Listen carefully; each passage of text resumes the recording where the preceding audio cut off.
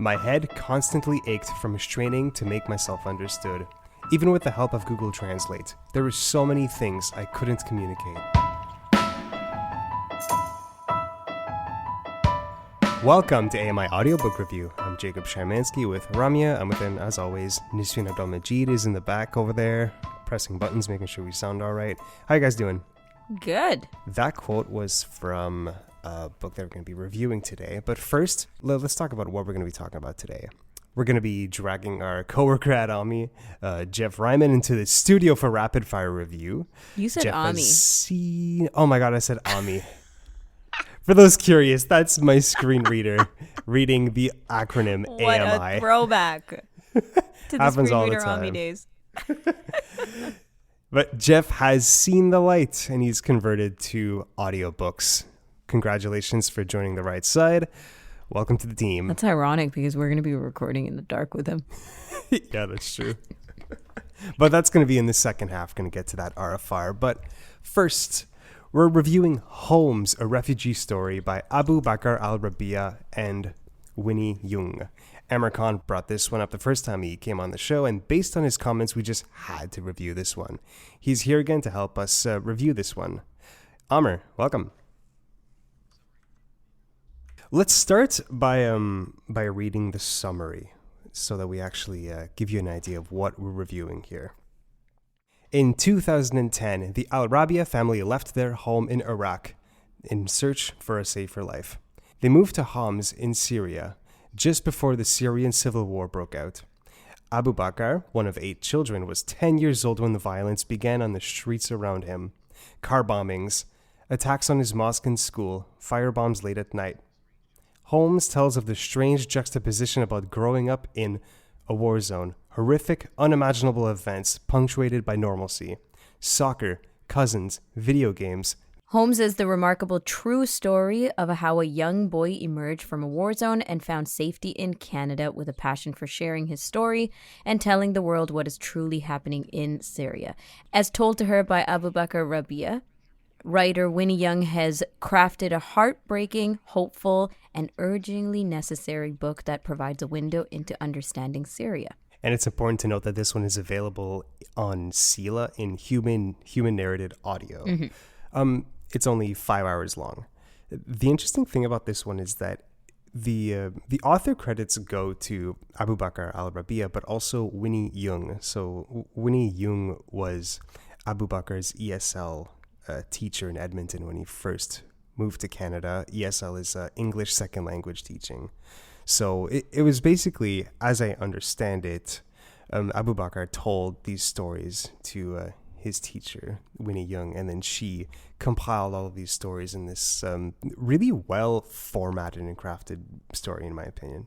It makes it more endearing to know that this is the way it was written, because it is written in Abu Bakr's first person thought and narration, right? Yeah, exactly. So, Aamer, you're the one that initially brought this book to our attention. So, what was it for you that, what stood out to you in this book? I think it's a very well put together book. I mean, it's one of those books where I was just commenting to Ramya, you don't want anything more from it, you don't want anything less from it. It sort of strikes the right balance in terms of length, in terms of content, in terms of seriousness, in terms of lightheartedness. It gives you a lot to think about. It also, you learn along the way, but it's not a book that's designed to teach you a whole lot. It's a great personal story. I think the thing that stood out to me the most about it is about how recent it is and how young the author is. Mm-hmm. Right? I mean, Bakr Al-Rabeeah is, in high school when he approaches his teacher to, write this book, and, most of the book is, under age 15. So, and like I said, it's not something from the way past. It's, very, very recent history in the last 15 years, even so. So it's very relevant. The book does a great job of sort of skirting in-depth discussions on politics. I mean, you see the effects of politics a lot in this book, but there's not a whole lot about who is right and who is wrong in terms of actual people or governments or anything like that. Yeah, I want to start the review by keeping it a little spoiler free. so that we can entice people into reading it, and then we can move into some spoiler talk and get into specific passages, because I do want to get to that. But Rams, what were your first impressions?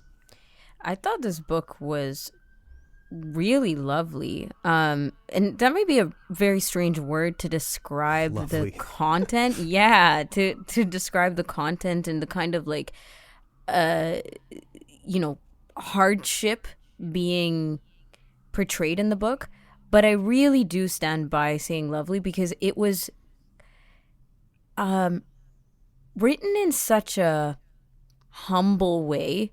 It was written through the times of this young child, and the way that he kind of deals, but also is, in denial of certain things, or like very just unsure, very fearful. And the relationships he not necessarily even fosters, but kind of leans into in his family, in his school years, in all of these ways.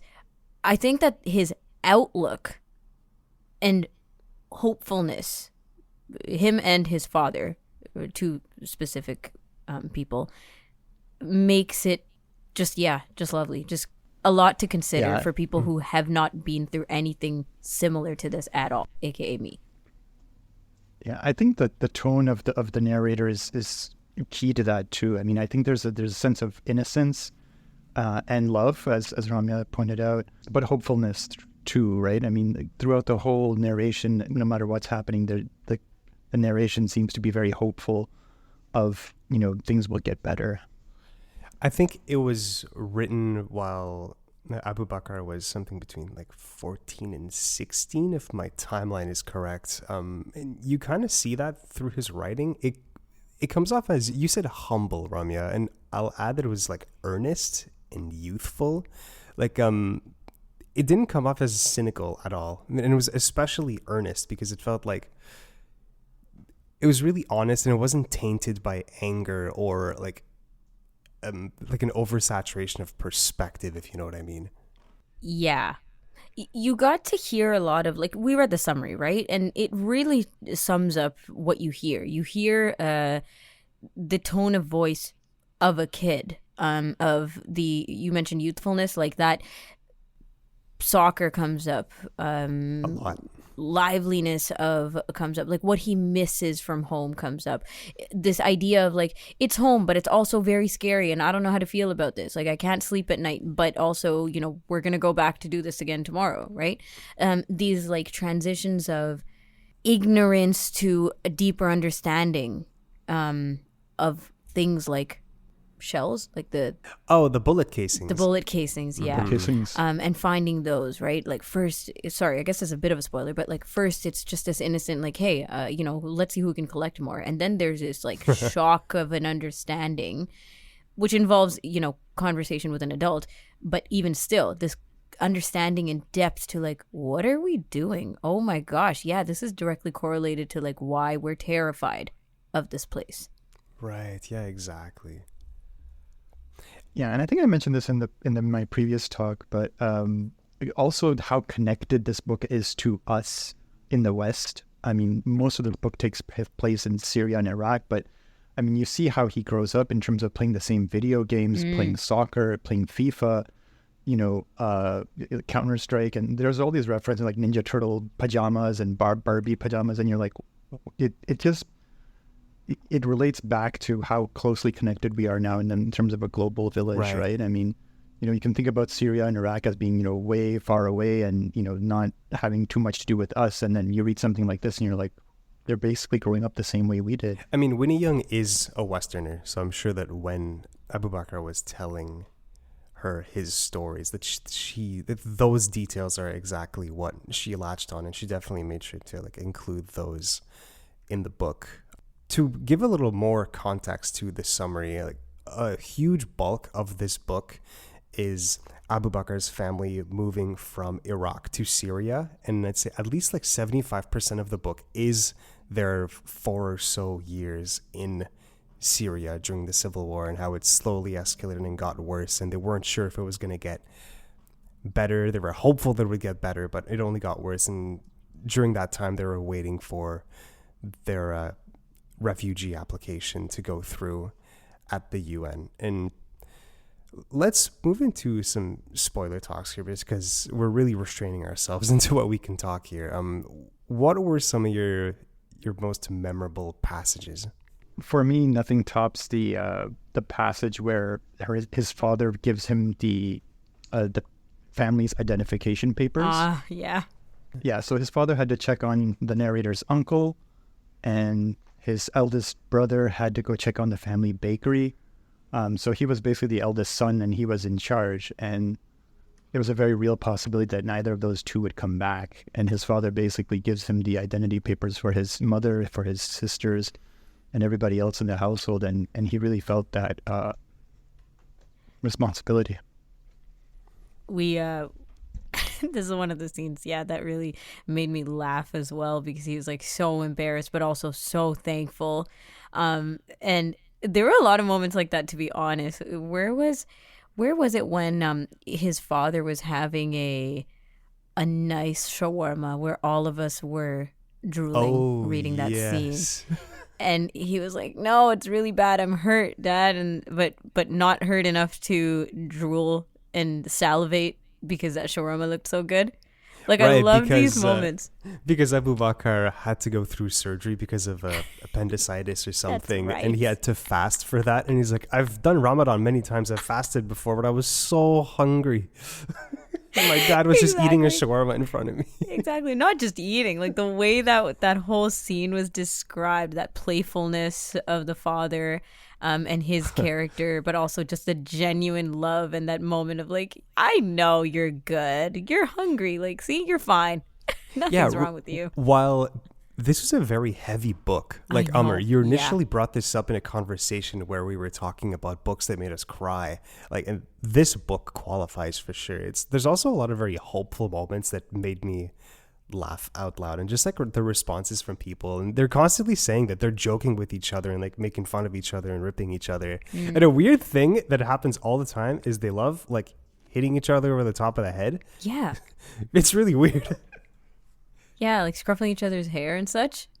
Yeah, they're so playful. Right. It's kind of like the older brother to younger brother thing when that comes up, but still, there were definitely like cousins and, everybody in the same age group.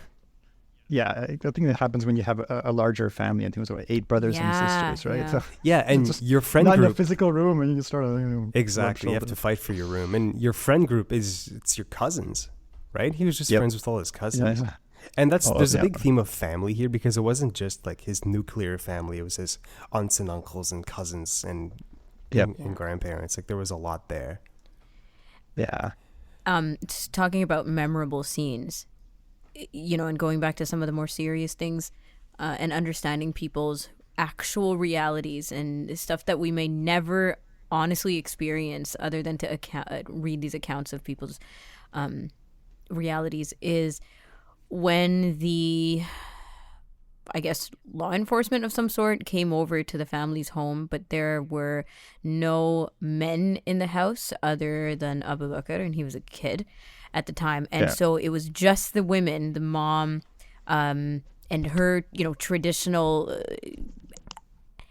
outlook or lifestyle, how she would carry herself around men, and the eldest sisters. And one of them was hidden behind the door because she was terrified. She didn't know that these people would walk in, and the other one, Aisha, had to come out, like grab her hijab, put it on, and come out and answer these barrage of questions that these men were asking.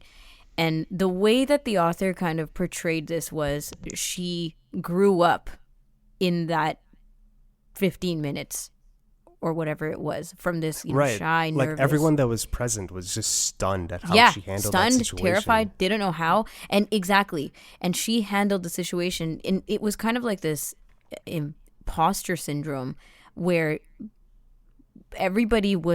she wasn't even sure what she was going to do or how she was going to handle, but she did it calmly, collectively, and in a grounded manner.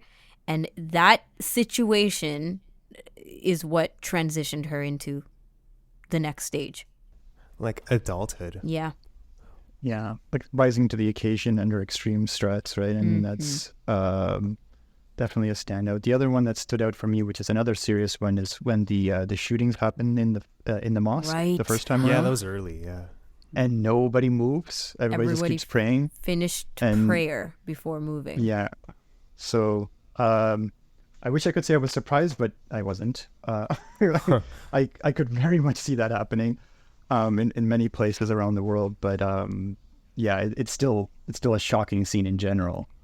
One of my favorite moments wasn't exactly like a scene, but it was an observation that Abu Bakr makes.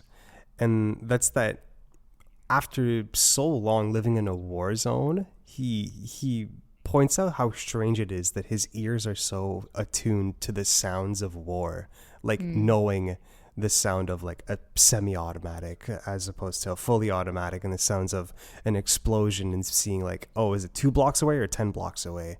The sounds of different types of vehicles. Like I know that only this army has that type of vehicle, so I can run away. I know the difference between a shelling and a mortar.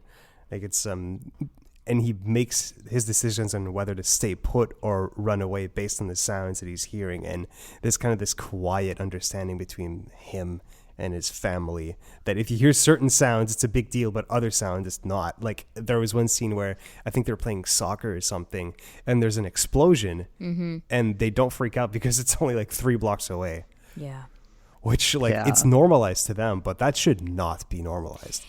Yeah, and towards the end of the book, I think the most surreal statement is when he talks about how he subconsciously missed all the violence. And you could and kind the of sounds understand that, violence, right? because he actually grew up with it. Yeah, he was basically desensitized to it, right? And because of his age, it's sort of became normal to him. That was just normal to him, background soundtrack of his life, and even normal to us.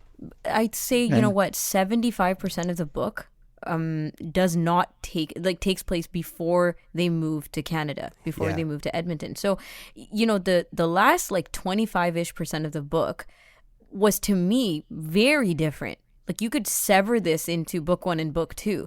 It was very different because you got to hear such a different side of what he was experiencing. And to me, there was almost like this, oh wow, I had to move on as well from the Syria days. Right, there's kind of a parallel between the shock of living there and then moving to Edmonton, and it's reflected in the writing in the book itself. Which, speaking of the writing, what did you think of the writing style in general?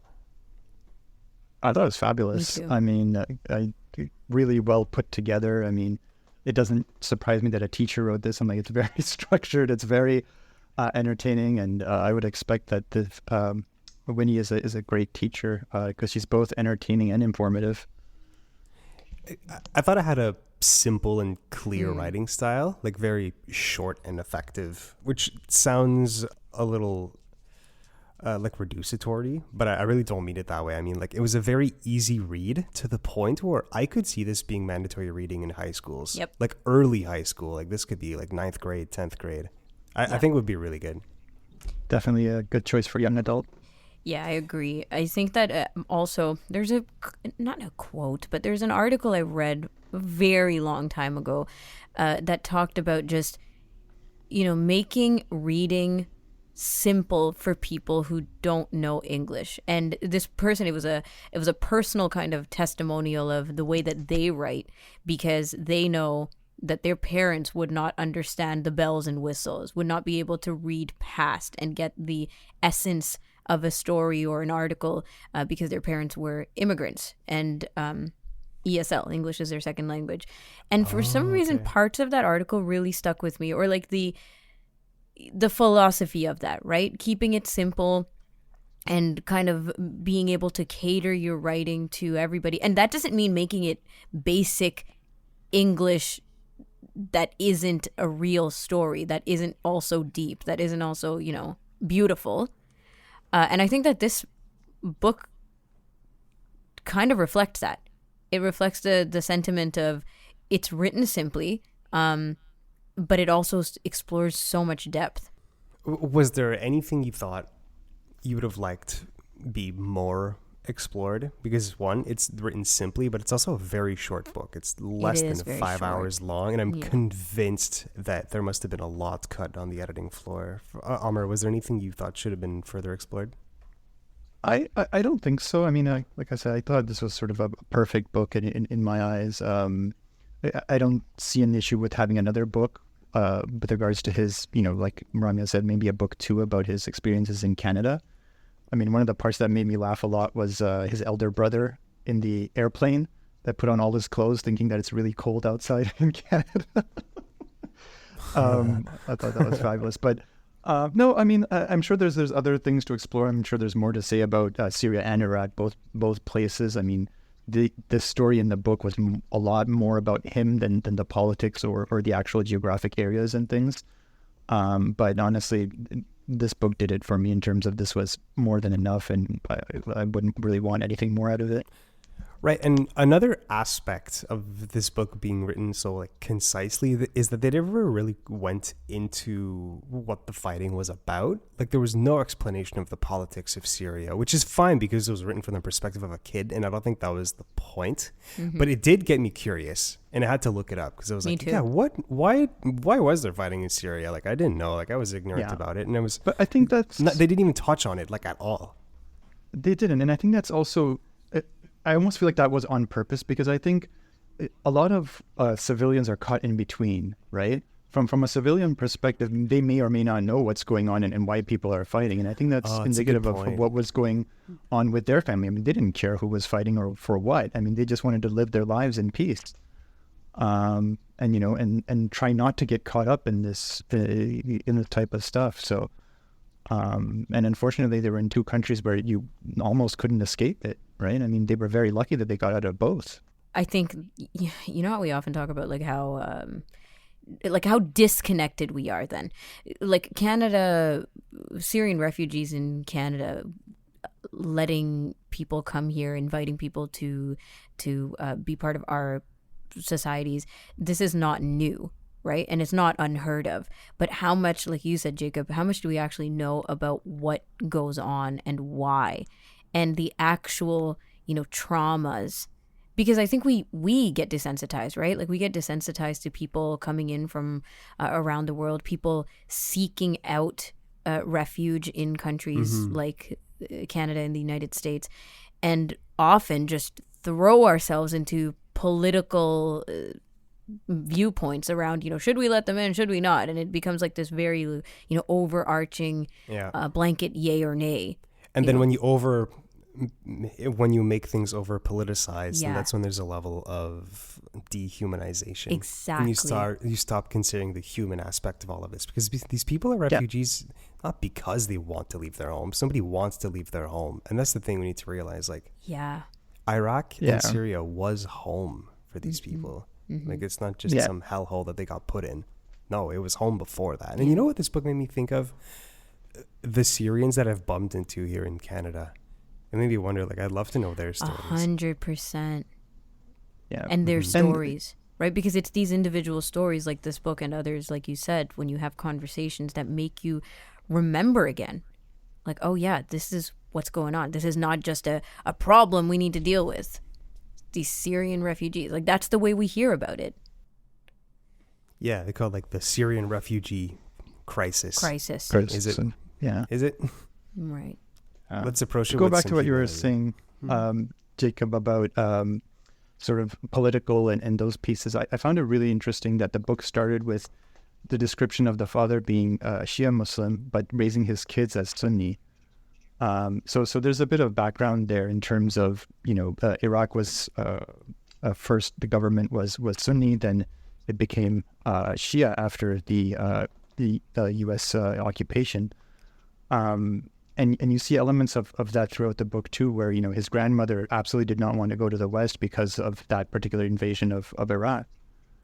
So it's a very light touch, but I mean, they do go into a bit of that in terms of sectarian violence and the tensions that are around the world with that, as well as some politics. Aamer, I want to thank you so much for bringing this book to our attention. It was my pleasure. I mean, it's one of those books where you read and you want to share with everyone because it's just written so well and it's so easy to read. And I mean, best of all, it's short, so you don't have to be like, oh, it's a 20-hour book, but please read it. It's true. There's a difference between books that like you're happy to keep to yourself because they're probably like really esoteric and weird, but you'll like them. But then there's books that they have mass appeal, and you're just like, I feel like I could share this with everyone, and they would like it. And this is definitely one of them. That's Holmes, A Refugee Story by Bakr Al-Rabeeah and Winnie Yeung. All right, after the break, Jeff Ryman is coming on to do rapid fire review. Spoiler alert, there's a lot of sports and rock and roll nonfiction recommendations. We'll be right back.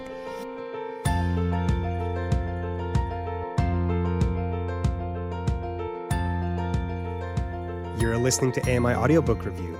I'm Jacob Szymanski, and we're back here with Ramya and I as usual. And now we're going to do RFR with Jeff Ryman. Jeff Ryman is a longtime AMI employee who's just been bumming around the office, and we figured we'd drag him into the studio and actually do an RFR for once. What's up, Jeff? You know, it's going great. Being back in Studio 5, kind of where it all began, and we're doing it in the dark, which I appreciate as well. Haven't been able to do that ever since we switched to TV, so on the TV side. So this is pretty cool. Thanks for having me, guys. I mean, I wouldn't know. I didn't realize we were in the... Are we really in the pitch dark here? It's pretty dark, yes. It's kind of a novelty thing. Back when it was Kelly and Company days on AMI audio only, we would have once in a while days where we'd broadcast in the dark and everybody would be super psyched. So the novelty hasn't worn off, clearly. Yeah, that's what happens when you have two blind hosts. What a unique thing. Oh, my God. What a unique thing. Speaking of unique, Jeff Ryman, when did you start reading? Don't mean to sound disrespectful. Like regularly or audiobooks? Regularly first. Let's start there. Because we've been on the journey with you, it feels. Well, it we all were there started for that back very in the first day. book you read.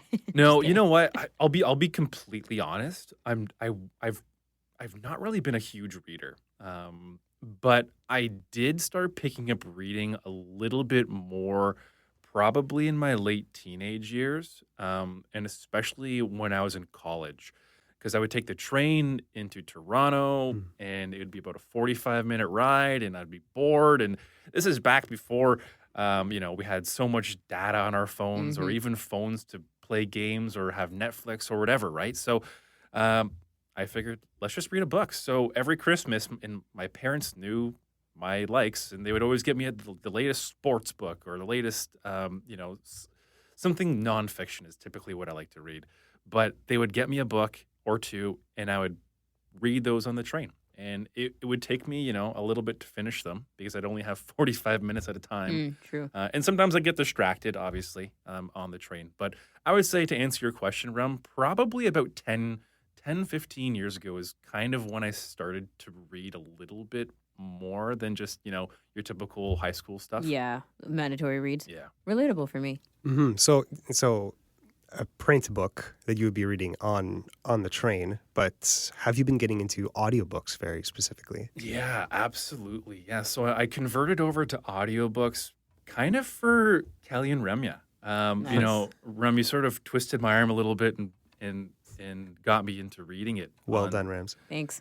Yeah, thank you. I do remember the day I said, next up, Jeff Ryman will be on our book club. And he said, okay. It all kind of started out as like as a joke almost, and then it became serious. Like, when do we get Jeff to read? Yeah. But I would credit the K&R crew to getting me to read audiobooks. So I'd say 2 years ago is kind of when I started my journey in the audiobook realm. And I'm going to say it's been fantastic. It's been fun ever since. With that free trial from Audible, the very first free trial. Yes, free trial. No further comments. No further comments on the Audible membership. Yeah. But, those credits did go a long way. It really hooked me in. But I think it's also part of the books that you read. You have to read some good books that really hook you in. So I think I did that. And, it's been a joy ever since, really. Well, you mentioned that your parents for Christmas would get you sports books because they knew your tastes. And it doesn't seem like your tastes have changed all that much based on what you submitted for the rapid fire review. So are you all set to go with that? Yeah, let's do this. Okay, for a quick reminder, rapid fire review, Jeff provided us 5 of his most recent notable reads. He has 15 seconds per book to give us a quick top-of-mind review / synopsis. It's a lot harder than it seems. Once we go through all 5, Jeff, you get to pick one to elaborate on, rant, rave, whatever you want to do. You have the floor. Sound good? Sure, let's do it. Okay, let's go. First book is Burke's Law, A Life in Hockey by Brian Burke. Yeah, this was fantastic. It was done by Brian Burke, narrated by him. Really good in-depth stories about hockey and his life and his journey, not just in hockey. But I thought this was a fantastic book. This was one of my favorite reads by far of the last 5 books that I've read. Okay, I'm going to want to get to that one. Okay, we'll talk about this one a little later. All right, next up, both of these books, by the way, are familiar now. Colin Kaepernick, Change the Game by Colin Kaepernick. Yeah, these are very familiar. We've read these both for KNR audiobook review, but this one was really good. A little bit short, but again, narrated by Colin Kaepernick himself, dives into his story, his journey, and some of the hardships that went into his life, obviously. So this was a really good book as well. Just a little bit short. Okay, nice and short. You can devour this one in one train ride, maybe? How long is it? It's like 4 hours, 5 hours. Yeah. No, maybe not It's even. very short, yeah. Maybe not even. It might That's have a been long train ride. One sitting. 3 hours. No, yeah. man, it's like 2.5 hours. It's It so was short. really short. I read It it was- over lunch. I think I read it over a weekend. Like Yeah. it's or just 1 week, driving in, Yeah. I would pop in on, Bluetooth. It's a different kind of book. Like we can totally Yeah. get into it because it's really Yes. not. I wouldn't even call it a novel. Excuse me, Rams, a 2-hour lunch? I read at 1.5 speed. Come on. Did I really need to say this? You guys already know. Okay. All right, next. Runnin' with the Devil, a backstage pass to the wild times, loud rock, and the down and dirty truth behind the making of Van Halen. I love this book. Van Halen's probably my favorite rock band. You can probably sense where I'm going with the next couple of books in terms of the theme. But again, it's exactly what the title dives into. Some really crazy stories from a wild time, a wild era in Van Halen's career. So I loved it. Okay. This one was by Noel Monk, Yeah. by the way. Mm-hmm. Next one. I'm curious about what the comparison between Van Halen and this one is going to be. I Am Ozzy by Ozzy Osbourne. Yeah, I really like this one as well. It wasn't narrated by Ozzy Osbourne, but the gentleman who did narrate it sounded just like him, which I think really added to it. That's And weird. again, the stories in this one were just bonkers, as you can imagine. Whoa. It's Ozzy Osbourne.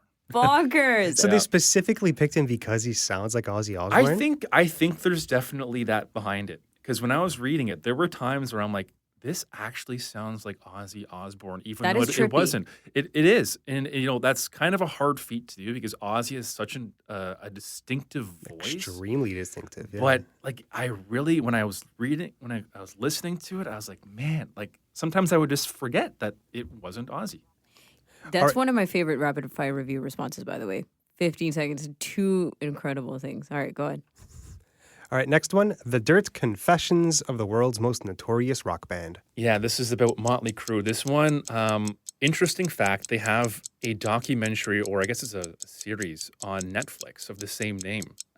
So I read the book first and then watched the movie on Netflix, and I have to say that the book is a lot better. Obviously, it goes into a little bit more detail, but it's cool. If you've seen The Dirt on Netflix, it's the exact same thing, just a little bit more in depth, the book version. And all members of the band are credited as authors are. on here. So this is interesting. It's like a band memoir, but every single band member was involved, right? It was a little bit hard to follow. They had 4 different narrators as well. And again, sort of like the Aussie thing, I think with the narrators, they kind of tried to go with the distinct voice styles. But it wasn't the band members. But it wasn't the band members. Oh, yeah. what? So that was also kind of interesting. A little bit harder to follow for me because I'm used to just having one narrator, but the 4 narrators was interesting as well. Okay, we obviously want to get into one or at least maybe 1 or 2 of these, but before that, we have to address the theme here. There are memoirs, and memoirs, music and sports. Yes. Is that's- this like exclusively what you listen to? Basically, yeah. So you can sort of sense my favorite genre of music, which is sort of that hard metal rock of 70s and 80s, which I probably can credit my dad for. And then the sports, obviously, like that's sort of part of my identity.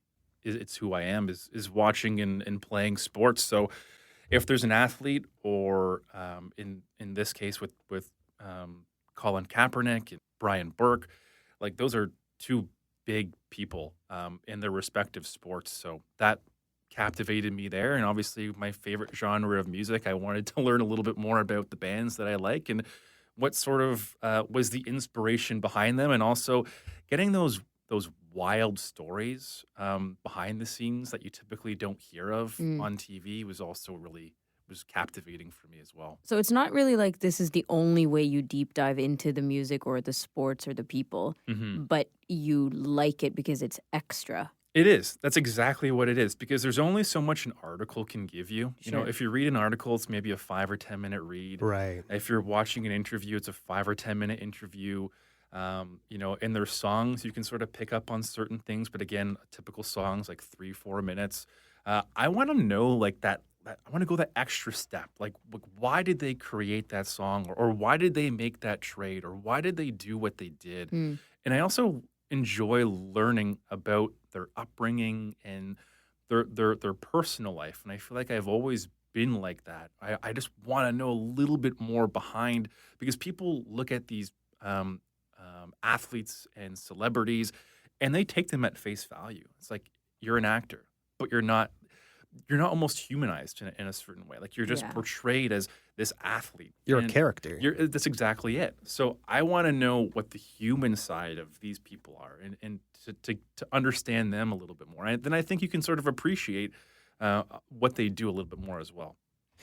And the beautiful thing about memoirs is that they have the ability to add the perspective of time, right? Because you obviously talk about what Colin Kaepernick did. You obviously talk about what Brian Burke did back when he was the manager of the Toronto Maple Leafs.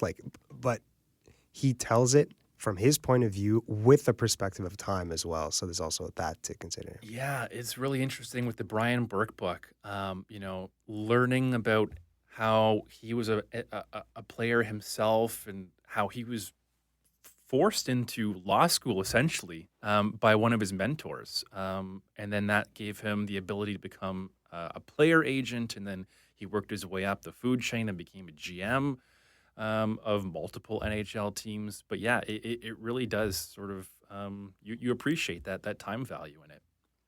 I heard that this Brian Burke book is absolutely wild if you're a hockey fan, if you really know your stuff. You've read it, Rose? Culture, yeah. The culture, hockey culture comes out in really brutal ways in this book. Yeah, it really does. But it's almost told as if it's fact. You know what I mean? It is. Like, you don't get a lot of up and down emotional or reflection from Burke. You just get it like straight. Yeah. The tone of the book versus the content is quite ironic. Which is basically what his personality is like. He's known as one of those straight shooters. Like, he just tells it how it is, how he feels like it is.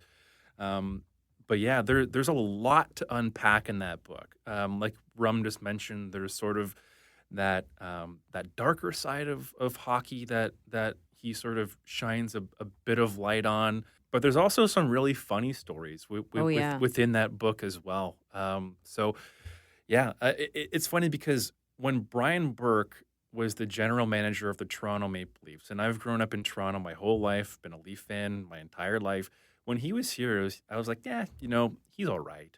But like after reading this book, I have a greater appreciation of what he was trying to do in Toronto and what he still is trying to do around hockey. I think he's a great ambassador for the sport, really, and still is. So yeah, you really do a really big deep dive into all aspects of his life and everything around it. How does he narrate it? Like, is he a good narrator? Oh, he's fantastic. You know, I wouldn't say that he's performative. Yeah. He's not performative. It's almost like he's telling you the stories one-on-one. It's like you're sitting down in a room with him and he's just telling you his life story. Like, he's not going to go on to narrate other books. Like, he's not that type of narrator, but he's really good at telling you his story, his version of how he saw everything unfold in his life. It's like I said, it's just like you're cracking a beer with him, you know, in the change room and just listening to him talk for hours and hours and hours. It is really interesting.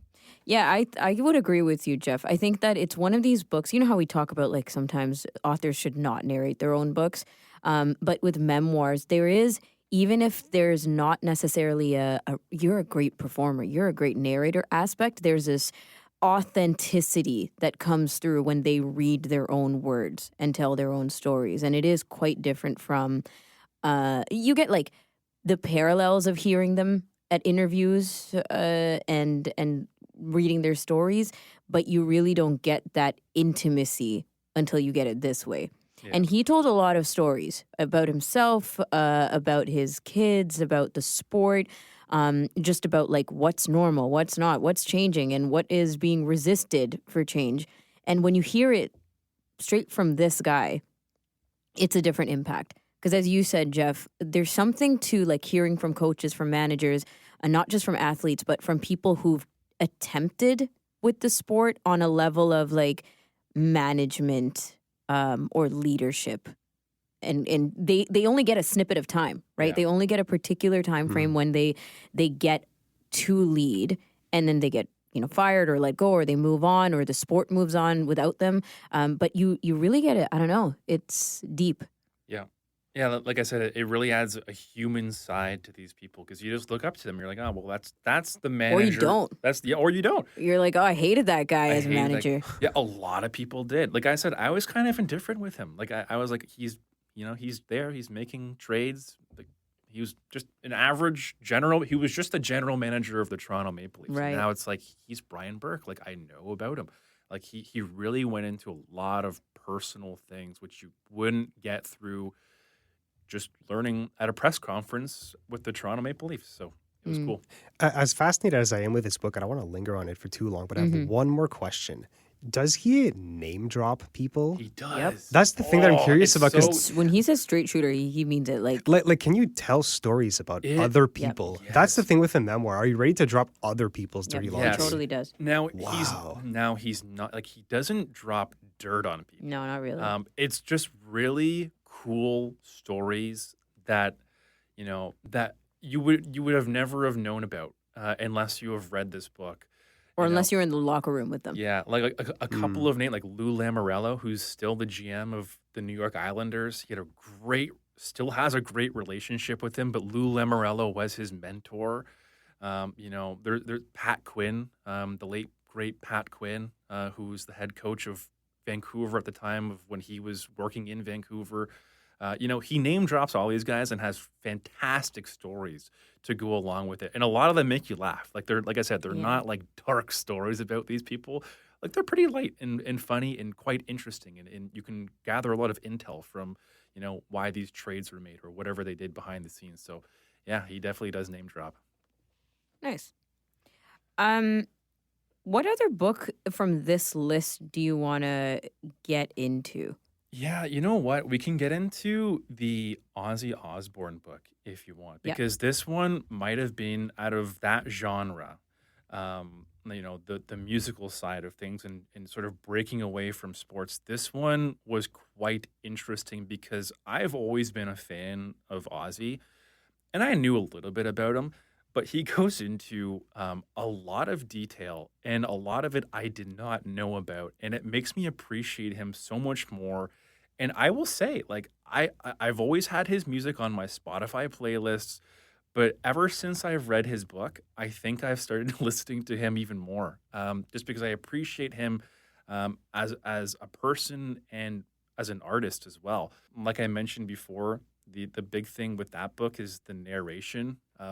The narrator, it made you seem like you were actually listening to Ozzy Osbourne talk about his book. Right. And then not to mention the absolute wild stories this guy has had. Like the book, I think, was just over 12 hours. Don't quote me on that. It was a decent length book, but I'm sure there was stories that they had to omit because there was just so many of them. So this book, I would highly recommend if you're a fan of this genre of music, or if you're a Black Sabbath or Ozzy Osbourne fan, like this is the book to read, because this is him telling his life essentially. Well, Ozzy is a notoriously eccentric dude. Yeah. He is. Is it written eccentrically? Very much so. Right. How so? Like the how? details that he gets into, it's a lot. But it's a funny book. There were a lot of times when I was listening to this book where I actually laughed out loud because of how outrageous, some of the stories he has. This guy has lived, 1,000 lives essentially. Like, it's unbelievable, like what he's gone through in his life. His upbringing, his struggles, his shoot to stardom, and everything in between. It's a fantastic, fantastic book. Does he mention, it's kind of a parallel question to what we asked about Burke's Law, but does he mention significant people in his life and get into details around relationships that way? Or is it just all about Ozzy? It's a little bit of both. There's definitely people in his life that he looked up to. There's a lot of people that he does name drop, sort of in the same sense in the Brian Burke book. Mm-hmm. But it's more about him. The first part of the book is quite interesting. His family was really, really poor coming out of the war. And he actually went to jail for burglary, which I had no idea. And his name is actually... So you do get news stories. You do get news stories. His name is not Ozzy. It's John Osborne. It's a lot less cool. Which is a lot less cool, right? That's exactly why. There's just fun stories in between. But yeah, there are some people that he does name drop. He obviously knows a lot of people in the music industry. His wife obviously is massive. Sharon is all over the place, and her father was huge in the industry as well, who signed Ozzy. So yeah, there's definitely a bunch of name drops and fun stories about them as well. Sometimes when I read a memoir, I go, well, this person's personality, just in the way that it comes out with their writing, feels different than the persona they put out there. Yes. Mm-hmm. Absolutely. Yeah. With comedians, I get this a lot. The reflective process of writing a memoir, I think, kind of switches up your idea of who they are as a person. That's right. Yeah. So did you feel that way about Ozzy? Yes, 100%. It made him, so he's known as the Prince of Darkness, right? Ozzy Osbourne, he's, sort of the king of metal music and all that, and rough and tough and dark and even satanic to a certain point. I was just going to say. But what's so funny is that he's like, in the book, he's like, this was all just for like stage presence. Like, he's like, I am not satanic. He's like, I was born religious in a pretty religious household. Is he still? I don't know. I don't know if he's still religious, but like he's definitely not like into dark arts or like, anything he's satanic. Not actually satanic. No. That is theatrics. And it's totally all theatrics. And I think a lot of people who are his fans, thought he was so into all this dark magic and all this. And so when people came to his concerts with like weird, like upside down crosses and all these signs. He's almost uncomfortable. He's just like, man, like these people are weird. He's like, I can't believe this is what I spawned. He's like, they're here for me, but it's like this imposter syndrome at the highest level. Kind of. I am portraying the satanic cult, but that's not me. Yeah, and he also, and I don't want to give away the book too much because there's a lot of wild stories, but he's notoriously known for biting a head off of a bat. Right. And he did not know it was a real bat because people would throw, he said people would throw rubber chickens and rubber rats and He didn't know. He didn't know. He just thought this thing was lying there. So he picked it up and out of a joke, he just decided to bite its head off. While in character. And then all of a sudden, like, he's like, oh God, like there's blood going down his face. And people are like, oh my God, disgusting. This guy is absolutely bonkers. That's so like, metal. That's so metal. Unreal. So ever since then, he get rushed to the hospital. He did. And he had to get a ton of rabies shots. He almost died. That is a switch up from the story. It's wild. As we know it. But ever since then, people thought that like he knew that was a real bat. And like that was him in character, and this guy's satanic, and he drinks goat's blood. So like people are starting to throw like live animals on stage, and he's like, "What's going on?" Like I'm pretty sure he had to like say, like he had to tell people, "Do not bring live animals to my concert." Like he's like, that is not who I am. Like it was an accident. accidentally, and then it sort of became sort of an ongoing joke and gimmick, and people sort of made him into something that he kind of wasn't from that standpoint. Yeah. But, he sort of rolled with it a little bit. And obviously, he is now who he is now. So, but that was pretty early on. But he had no idea that was real bad. So all 5 of the books he gave us today are our memoirs, nonfiction. Yeah. I'll add a very masculine selection, rock and rock and sports. Yeah, Yeah. for sure. Why not throw a little bit of fiction in there? You know what? I don't know if I could get into it. Why not? It's I even when I'm choosing anything to watch or listen, like, if you look at my Netflix, like, I like watching the real life factual stuff. I like reading about history. I like reading about anything that has happened before. I just find it so interesting. My wife, she likes to read books, and they're fictional books, and I've tried. There are some fictional books in high school when I had to read those for book reports. Like, they were okay, but they never really quite tickled my fancy. Like, I never wanted to go back for more, really. And it's just, I think, who I am. I think, I'm that type of person when you're watching a TV show or a movie that you immediately Google the cast to see, like, what they've done before and who they are. Like, I want to know, like, every little detail about this movie before or this movie before I read it. I don't know. It's just part of who I am, I think. And it's not like I'm opposed to reading fictional stuff, but there's just so many good memoirs and biographies and autobiographies and all that I have on my wish list and want to read. So That's what you actually want to read. that's exactly what I want. It's not necessarily trying to branch out and see Sure. if you'd like something else. How about finding your next read? Yeah, you know what? It's funny because I am actually reading a book right now, and it's under the exact same genres that we've talked about. And there's a couple on my wish list and to read after this. But the book that I'm currently reading, and I'm about halfway through, is the Duff McKagan book. And now Duff McKagan was the bassist of Guns N' Roses and Velvet Revolver. Obviously, some interesting stories about that. Again, it's along the same genre of the other books that I've read. So that's the one I'm currently reading, and so far it's really good. Do you utilize Goodreads for reviews or recommendations? No, you know what? I don't really go into reviews too much before. Like, if I'm on Audible, if it has a 4.5-star rating, or if it has good ratings or a bunch of ratings, like, that's pretty much good enough for me. I don't really read into them too much. If the person interests me enough, I'll probably read it. Do you use it to track books at the very least? A little bit. Yeah, a little bit. And I also think it's part of my algorithm now. Is it, I think, it's like under the recommended books, they sort of know what I like. So I'll go off of that. I personally really like Goodreads, but I will add that the reviews, or at least the star ratings, are pretty useless because everything is like above 3.5 stars. Yeah. Like, Is that true? yeah, that don't judge books based on like star ratings on Goodreads, because like everybody gives good ratings. It's like either 1 There's star or not 5 many stars, other ones nothing you in can rely between. on now either, though.